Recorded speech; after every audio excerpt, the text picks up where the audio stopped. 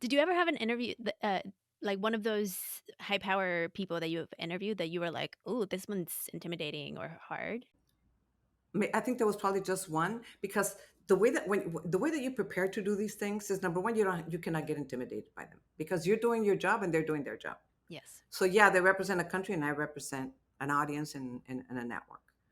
And I'm there to do my job just like they're there to do their job. And I'm there to question them. So I try not to get intimidated and I rarely did. I think it was with Pinochet. He's a former Mm. dictator of Chile.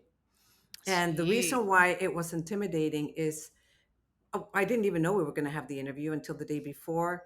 There was very little prep time. But when we went in, they separated all of us. They took all our equipment and we were interrogated. What are you going to ask? Why are you going to ask that? And then I Oh, noticed that the room didn't have any doors. And I'm like, oh what? my god, It opens and there's de Pinochet sitting película, down. literal. Sí, de película. Y estaba sentado Pinochet como con 10 militares atrás.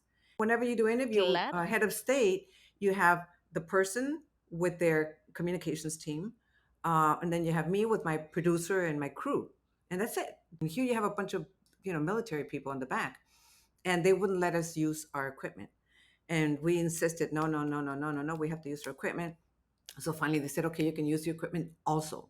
So they taped it and we taped it, and he was not happy that I was not a Cuban from Miami.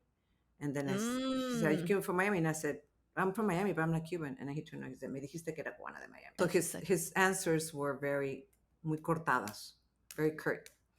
Yeah, that was a tough interview. Yeah, eso estuvo. The best thing about that interview is that we got at the interview, and that very few people were able to interview Pinochet during the 16 years that he was a dictator.